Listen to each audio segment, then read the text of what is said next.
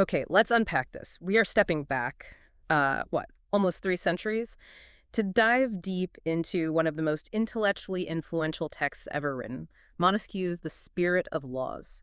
And this isn't just another political treatise. I mean, this is a book that fundamentally changed how we study government.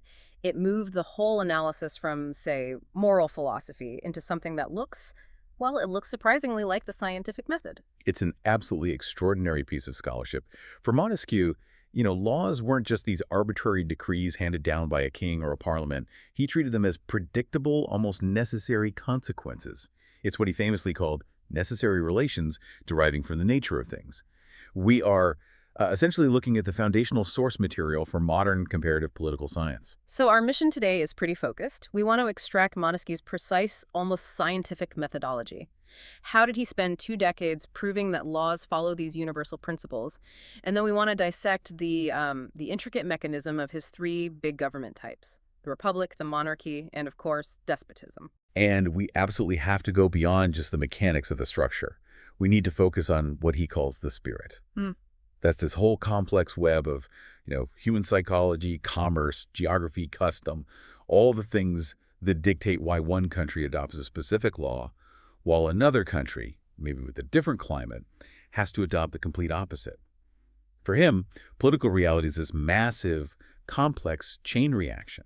Yeah. And tracing that chain, well, that's our goal for this deep dive. I think we have to start with just the sheer scope of this project. I mean, Montesquieu dedicated 20 years of his life to this one work, and he gives this crucial instruction to the reader right at the beginning that I think informs his entire methodology. He says, don't judge isolated sentences. You have to grasp the whole work. Yes. Because, as he puts it, the author's thought can be discovered only in the thought of the work. That request, it speaks volumes about his confidence in the underlying structure he built. He wasn't just collecting random facts. He was building a complete system. He talks about starting and abandoning the work many, many times over those 2 decades. Finding the truth, losing it again, until he finally discovered his core principles. And once those were established, he said everything else, all the historical data, all the ethnographic details he'd gathered, it all just rushed toward him. It fit together perfectly, like pieces of a huge jigsaw puzzle. That moment, the facts rushed toward the principles. It sounds like he felt he discovered a kind of political gravity, almost like Newton had found physical gravity. And that really is the core insight he defends so fiercely, isn't it? That this infinite variety of laws and customs we see across nations, they aren't driven purely by random will or what he calls caprice. Exactly. No, they follow these deep underlying principles. They're derived from the nature of things. That's the cornerstone of his revolutionary approach. He's arguing that if you understand the political system, the climate, the commerce, and the psychological spring governing a nation, you can actually predict the kind of laws they'll create. Individual cases, a specific legal decision or a historical event. They then just bend to these principles as if by themselves. So he wasn't really writing a moral prescription for the perfect state. He was writing a scientific explanation for why existing states are the way they are. Precisely.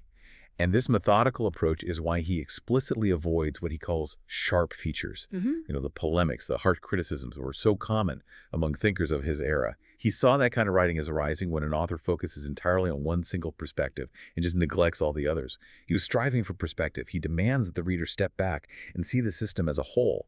And when you do that, the sharp edges of isolated opinions, they just sort of soften into their context. That makes a lot of sense. It's almost a call for tolerance, but a tolerance based on systemic understanding.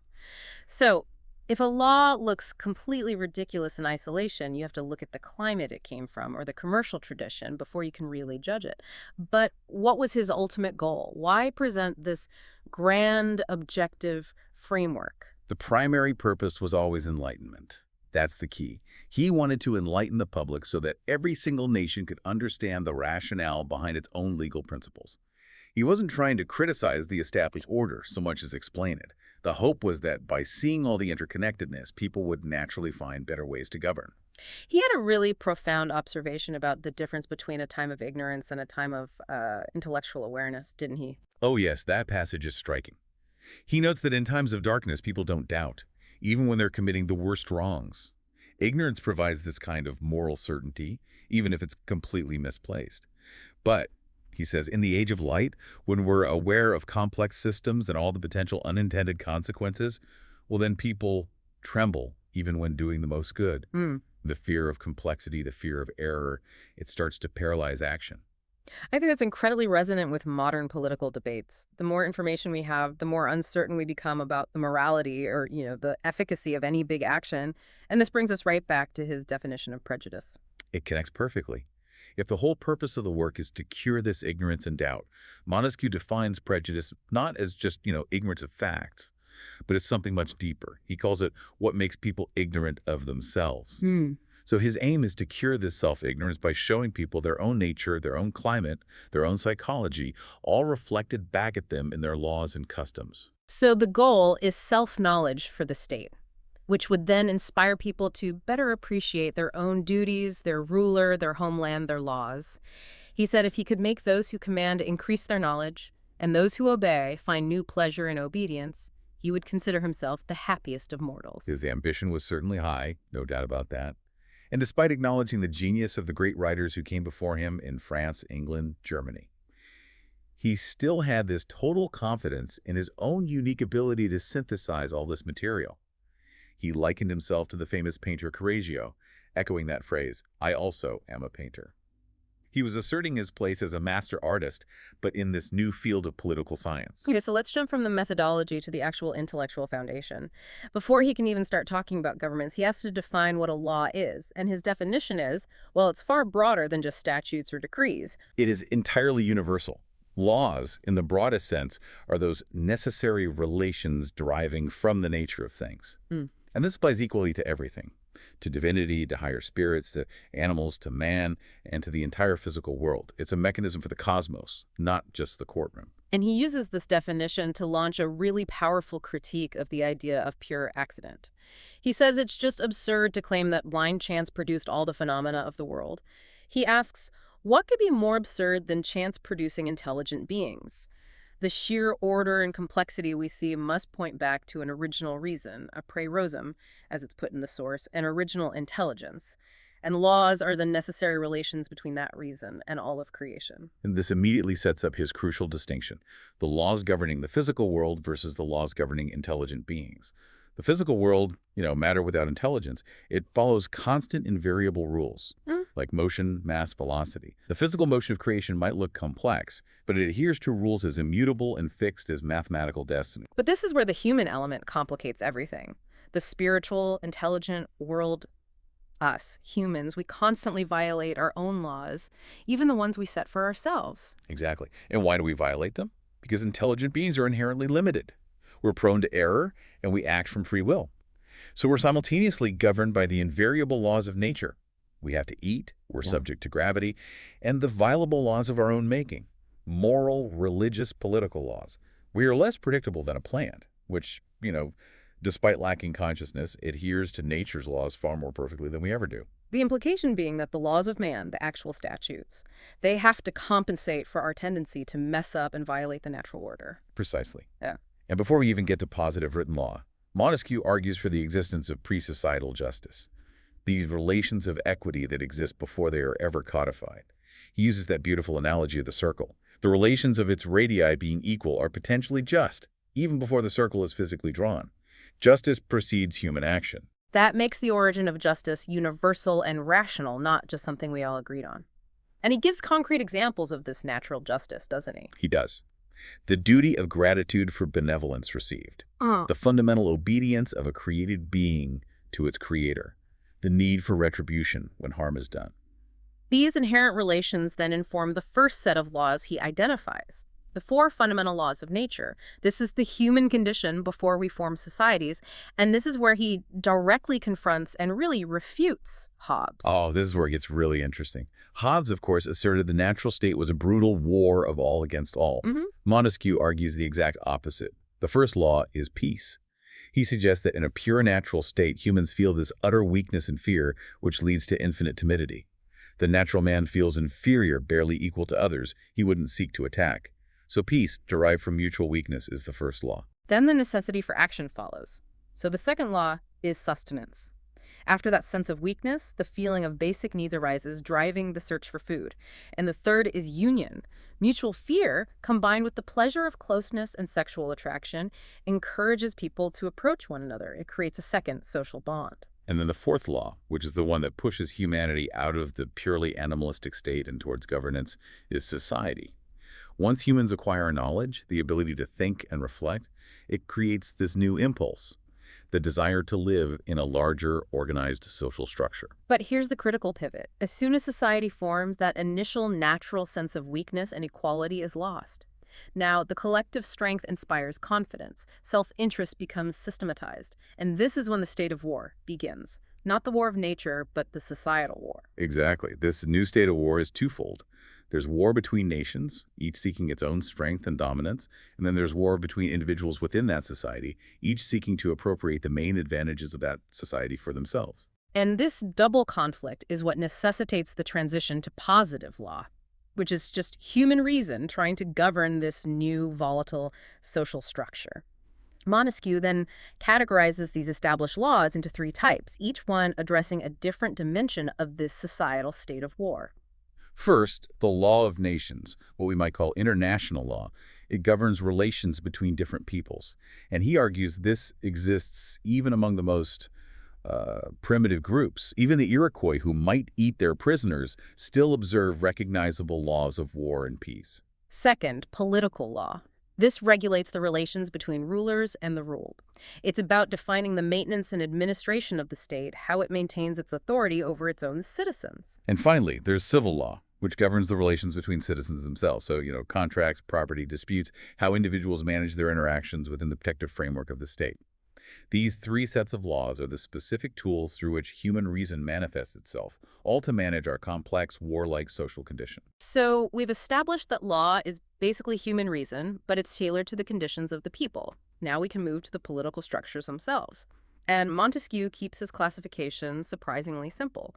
He defines the nature of a government by who holds the supreme power. He gives us three clear species, which he just calls three facts. The Republican government is where the entire people, or just a part of the people, holds supreme power. That gives you democracy or aristocracy. Monarchical is where one person rules, but based on stable, known fundamental laws. And despotic is where one person rules alone, without any law or rule, purely by his own will and caprice. Okay, let's drill down into democracy first. Since the people are sovereign only through their votes, the fundamental laws of a democracy have to be the ones that regulate suffrage, who votes, how they vote, how the assembly's even constituted. This is a really critical detail for him. He pointed out that Rome's decay was partly caused by the lack of a fixed legal number of citizens necessary to constitute an assembly, which meant the foundational legal mechanism itself was unstable. If the rules of voting are unstable, the sovereignty is unstable. And he offers this fascinating, almost paradoxical view of the citizens themselves. He argues that the people are wonderfully capable of choosing officials because they judge based on tangible facts they can easily see in the public square. A candidate's war record, their diligence, their reputation for integrity, their observable wealth. He says they judge these characters far better than a remote monarch can from inside his palace. That's a powerful defense of democratic choice, based on practical observation. But here comes the big caveat. He argues this ability to choose does not extend to the ability to govern. The people, he says, are not capable of conducting complex policy, of weighing opportunities, seizing the right moment, or handling difficult diplomatic affairs. But why the distinction? Why are they good at picking ministers, but bad at being ministers? Montesquieu suggests it's a problem of pace and scale. Governing requires this delicate balance of speed and deliberation. But the people, when they act as a sovereign body, are always too quick or too slow. They can sometimes overthrow everything with 100,000 arms, or sometimes crawl like a worm when urgent action is needed. They just lack the consistent, calculated pace needed for executive function. That's a pretty hefty criticism of direct democracy. So the great lawgivers, people like Solon and Servius Tullius, they had to find ways to temper this inherent flaw. Absolutely. Servius Tullius, for instance, introduced mechanisms in Rome to make sure that wealth, rather than just persons, voted in the most important assemblies. He was pushing the democratic spirit toward an aristocratic one. Solon in Athens was even cleverer. He kept the right of choice universal, but he restricted the pool of those eligible for high offices to the wealthy.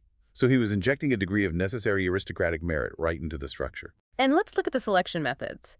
He notes that the lot selection by chance is inherent to democracy because it distributes offices fairly and doesn't offend anyone's pride.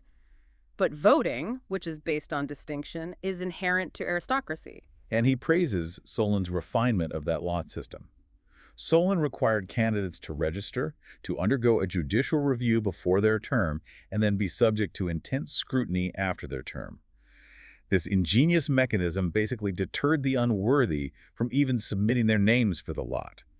It created a built-in merit filter, even within a system of pure chance. The voting method itself is also fundamental. He argues that voting must be public in a democracy. This is to allow eminent citizens to enlighten the common people and to restrain the mob through the authority of visible influence. But conversely, he says voting must be secret in an aristocracy, among the nobility, to prevent cliques, factions, and dangerous conspiracies among the ruling class. The underlying logic there is that factions among the common people might create noise, but they aren't an existential threat to the state. Factions among the nobility, who hold the real power, are lethal.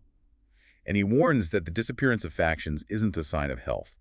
It's a sign that the people have become indifferent, caring only about their wages, bought by money, which for him is the ultimate sign of democratic decay. That sets the stage perfectly for aristocracy, where supreme power rests in the hands of a certain number of nobility. The ideal for Montesquieu is always moderation. The best aristocracy is one where the subordinate or core population is so small that the ruling class has no real interest in oppressing them.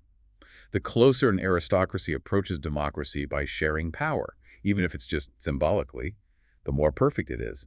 The closer it approaches monarchy, the less perfect. And the worst-case scenario is where the common people are effectively civil slaves of the nobility. He cites the example of Poland. In that structure, the nobility has absolute power over the life and labor of the peasant, which is essentially just localized despotism. Which brings us to monarchy. This is defined by one person ruling, but always through stable, known, fundamental laws. The key difference from despotism is the mandatory existence of what he calls intermediary, subordinate, and dependent powers. Right. This is the structure that keeps the monarchy stable.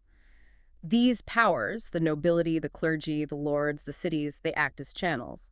The king is the source of all power, but if you remove these channels, it instantly collapses into despotism or, I suppose theoretically, democracy. The nobility is paramount. He states it unequivocally. No monarch, no nobility, no monarch. Then you have only a despot.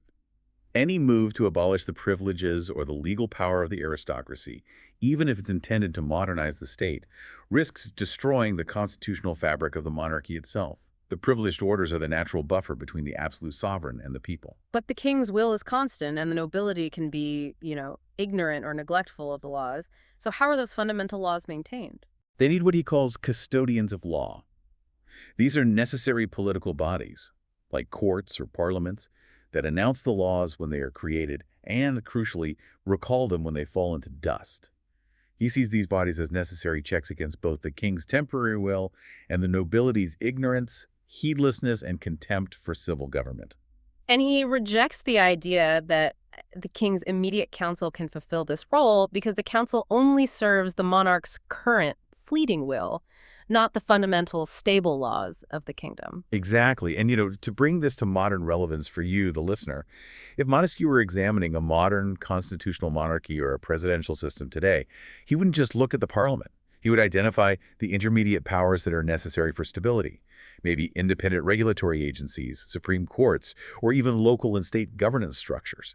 Anything that prevents the executive from acting purely by caprice. He would ask, what bodies today act as the constitutional gravel that stops the tide of the executive sea? We've defined the structural boxes, the nature of the government. Now we need to turn to the fuel that runs the engine, the principle.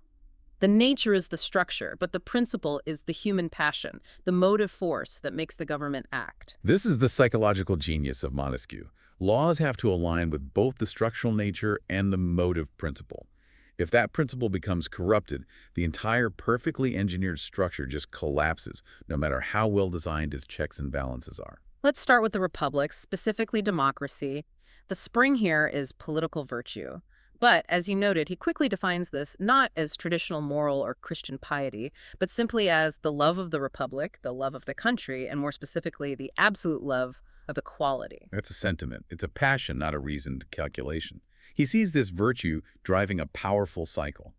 The love of the country leads to the adoption of good, simple customs, and then those good customs reinforce the love of the country and the love of equality. And he uses this really interesting analogy to explain the strength of this kind of self-denial.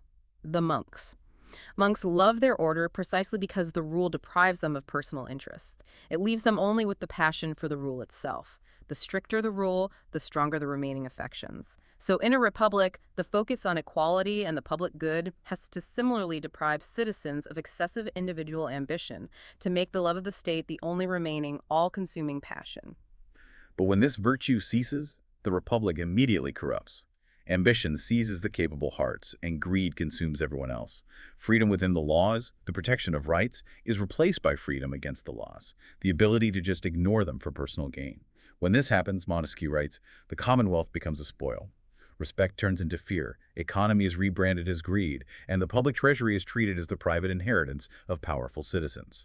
Okay, now let's pivot to the radically different spring of monarchy, honor. It's astonishing that Montesquieu essentially argues you can build a stable state on the twin vices of pride and self-interest. How does he avoid calling this a morally bankrupt system? That is the core paradox, and is why he calls it astonishing. Monarchy, he says, achieves great things with the least expenditure of virtue.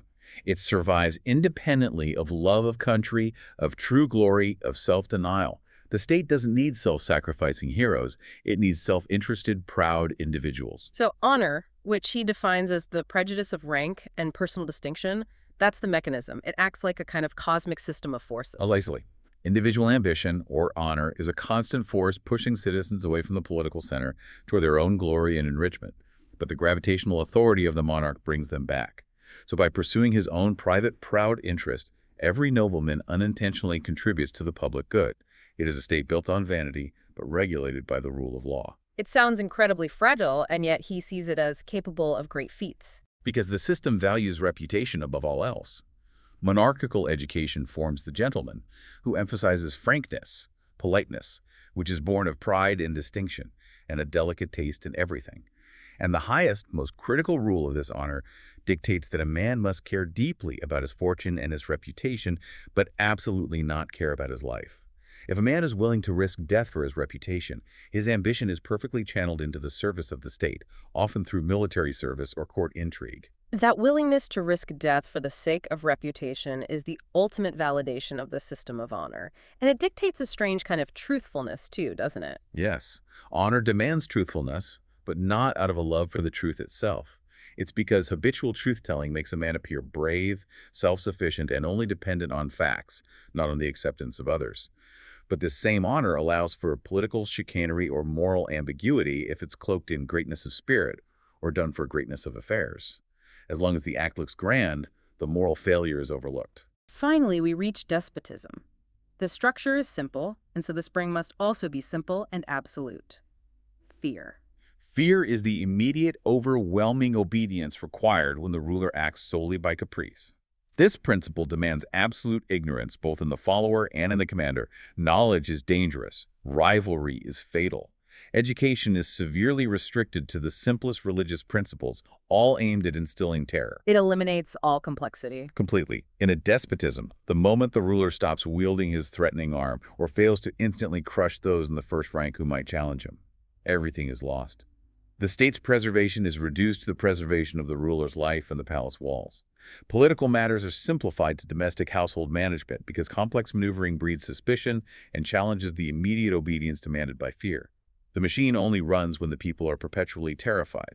It's clear that Montesquieu's theory is highly systemic, but what makes it truly revolutionary is how he links political structure not just to human psychology, but to physical geography. He starts with a kind of political geometry. The size of a state naturally dictates the required form of government. This is fundamental to his definition of political stability. He maps the three government types directly onto geography. The natural property of small states is to be a republic. Why? Because abuse of power is less widespread, communication is faster, and citizens can more easily detect corruption. Medium states, he says, are best suited for monarchy. They're large enough to require those necessary intermediate channels, the nobility and the courts, to transmit the king's will, but not so large that the king becomes entirely detached. And large states naturally require despotism. The monarch cannot possibly oversee vast territories and diverse populations without entrusting overwhelming arbitrary power to immediate deputies like viziers who then have to rule by fear, The lack of time for consultation and the need for instantaneous action demands a despotic structure. The implication here is profound for political stability. To preserve the principle of a government, its size must be maintained. So if a successful republic, motivated by virtue, expands too much, it will inevitably collapse into despotism because the public good is felt less keenly across vast distances. And large fortunes create the immoderation that destroys virtue.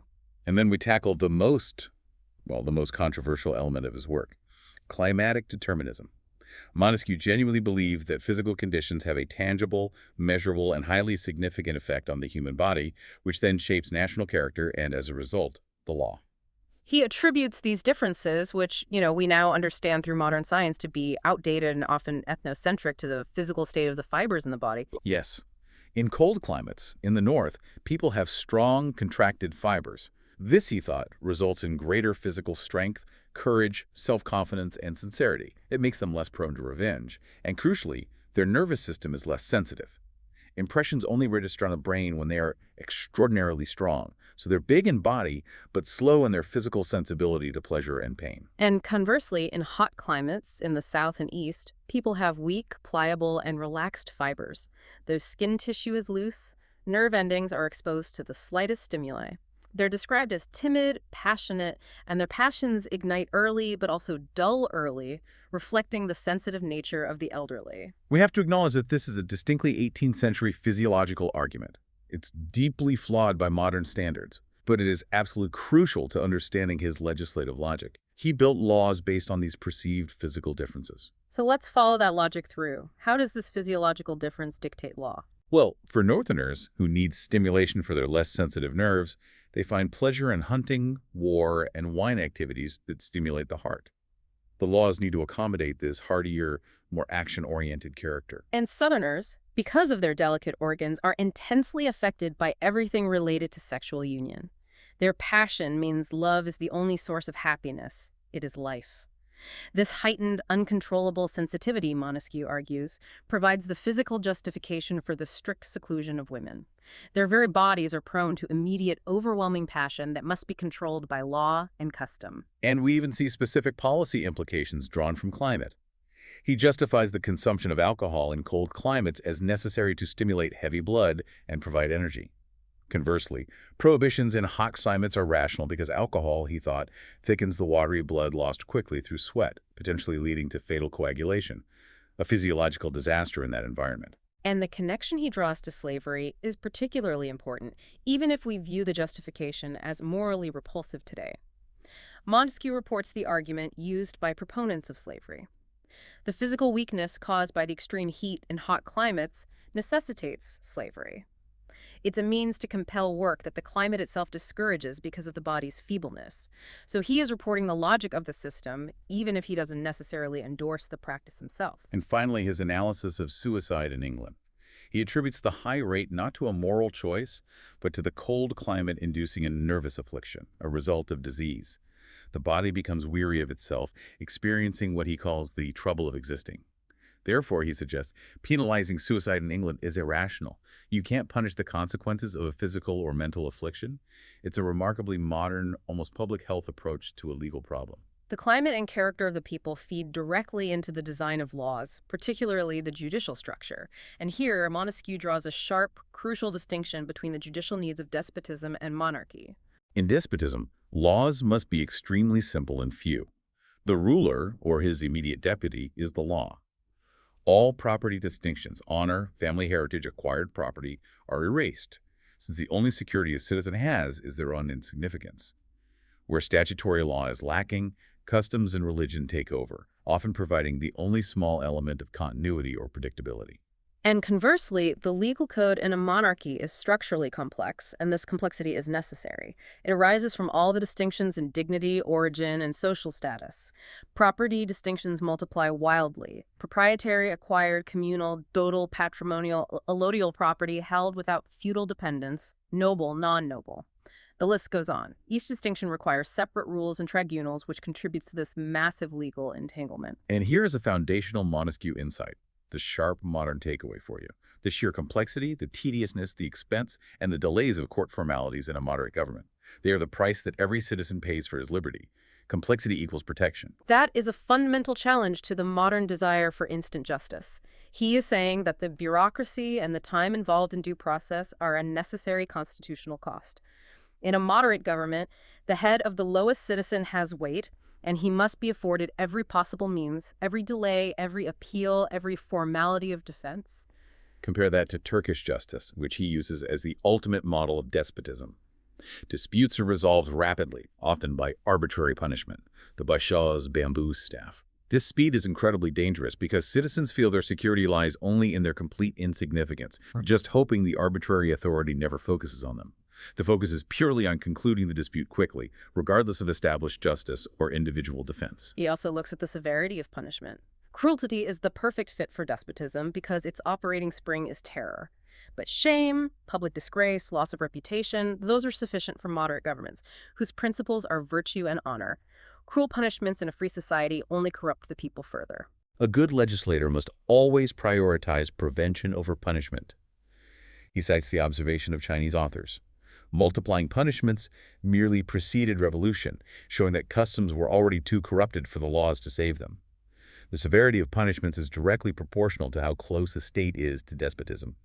Finally, his commentary on the laws concerning speech and treason, the offense of majesty, is so relevant today. Montesquieu considers treating unwise words as treason to be the peak of arbitrariness and the annihilation of liberty. Words are ambiguous, they lack the essence of an act, they rely entirely on context, on tone, or even on silence for their meaning. The law must define treason by the act. Words only become criminal when they prepare, accompany, or follow a criminal act. They function as a sign of a greater crime, not the crime itself. Making words the main crime turns everything upside down. It opens the door to tyranny by allowing the state to read malicious intent into the most innocent statement. And he cautions republics that even after suppressing those who sought to overthrow the state, vengeance, confiscations and severe punishments, it has to end quickly. And why? Because if the vengeance is prolonged, the tyranny of the avengers will simply be established in place of the old threat. The goal must be to return quickly to the normal course of government where the laws protect everyone, including your former enemies. Montesquieu's theory is truly holistic. He doesn't shy away from economics. Our sources pivot now to the mechanisms of commerce and finance, beginning with the fundamental definition of money. Money, for him, is fundamentally a sign. It represents the value of all commodities. Gold and silver are chosen for this role because of their durability, low wear, and ease of transport. The crucial problem comes up when we confuse the metal as a valuable commodity, a thing with its own worth, with the metal as a sign, a marker of worth. This is where we get into what he calls ideal money. The classic manipulation is the debasement or renaming of coinage. For example, a coin containing half the silver is still called a pound. The name changes, but the physical thing itself does not. This process leads to ideal units of currency, divorced from the precise metallic content, which is often necessary for large-scale commerce. And the influx of American gold and silver fundamentally changed the nature of money in 18th century Europe. It was a double-edged sword, absolutely. It benefited Europe tremendously as a commodity for trade, allowing for expanded global navigation and exchange with the East. However, it harmed Europe as a sign of value, because a sign's character, its reliability, depends heavily on its rarity. When the sign becomes too common, you get inflation. This leads directly to the price mechanism. How does Montesquieu define price? Price is determined by a simple, if abstract, ratio. The total quantity of goods and products available in a state compared to the total quantity of money. The sign's in circulation. So if the amount of goods stays constant and the amount of money doubles, you need double the money for the same unit of goods. The instability of this ratio is the engine of price fluctuation. He also explores the concept of relative rarity between gold and silver, which is driven entirely by human hoarding behavior. Since people who hoard wealth prefer durability and small size, gold tends to disappear when silver is abundant, because everyone can afford to hide their gold. But gold reappears when silver is scarce, because people are forced to retrieve their hoarded gold to transact. This just highlights that financial laws have to account for human psychology, not just abstract economics. Then we tackle the complexities of international finance, specifically the exchange rate, or KERS. This rate is defined not by the physical quantity of money available, but by the relative need for capital between countries. Right. So if France needs capital in Holland more urgently than Holland needs it in France, French money is relatively common and Dutch money is considered rare. That urgency drives the cost of the exchange. And the actual mechanism for setting this exchange rate is the bill of exchange. Correct. The exchange rate is set by the supply and demand for these financial instruments, the paper bills, which represent value abroad. If more bills are offered by the French than are needed by the Dutch, the money in France is deemed common relative to Holland, and the rate has to rise against the French currency to entice the Dutch to purchase French instruments. This intricate balance demonstrates that the complexity of modern commerce requires subtle, constantly adjusting financial principles far removed from the physical act of weighing coin. And finally, Montesquieu analyzes the evils of public debt. He sees it as fundamentally disruptive to the economic virtue of the state. He identifies several negatives. First, it shifts income from industrious, active citizens, the ones who produce the wealth, to the idle, the creditors who just hold the paper. Second, the tax is levied to pay the interest harm industry and raise the price of labor, making the entire nation less competitive. And while a debt paper is technically a sign of wealth, Montesquieu offers a critical warning. Only a wealthy state one with a massive underlying productive economy can support such paper without ruin. If the state lacks that real wealth, the paper sign is merely a path to financial failure. And this leads to his summary on lending at interest. Commerce requires money to have a price, which is interest, but that price must be low. If lending is forbidden entirely, you get usury, the forbidden high-interest charge, which is far worse for society. If the price is too high, merchants just cease their enterprise because the risk outweighs the potential profit. The law, therefore, requires a delicate, moderate price for money to ensure it's both valued and accessible for enterprise. So we've traced a vast system today. We started with Montesquieu's 20-year commitment to scientific observation, moved through the necessary relations of law, and finally dissected the specific structures, psychological springs, climates, and financial mechanisms that shape the life of a nation. In essence, we've learned that Montesquieu's spirit of laws is the entire constellation of relationships. It's everything from the motive, passion, virtue, honor, or fear, to the environment, climate, soil, size, and commerce that dictates the legislative choices of a nation. His work demands that we always look at the entire system to understand any single part. We have to reject superficial explanations like pure chance or near tyranny. For you, the learner, this is the ultimate lesson in systemic thinking. True understanding comes from rejecting that oversimplification he called caprice, and instead seeking those deep, often hidden connections that bind societal structures and human psychology. And it requires accepting necessary complexity. We saw his stark insight that the tediousness, the expense, and the delay of moderate justice are simply the essential price we pay for liberty. Liberty's not cheap, and its machinery is necessarily difficult to maintain and understand. To leave you with a final thought rooted in this idea of national character, Montesquieu was fascinated by the happy mixture versus the unfortunate mixture of virtues and vices that defined a nation's fate. He noted that the character of the Spanish was defined by a combination of good faith and laziness, which allowed other European nations to handle all their commerce abroad. Their virtue, their good faith, was undermined by their vice, laziness. And conversely, he described the Chinese character as a complex mix defined by extreme activity and limitless greed, making them so untrustworthy in commerce that they were excluded from Japanese trade entirely. They were industrious, but systemically deceitful. This raises a fascinating question for our modern world, where national characters are often defined by shifting cultural and economic priorities. If a national character is merely a complex mixture of inherent traits, what are the dominant character traits, the happy mixtures and unfortunate mixtures shaping today's global powers?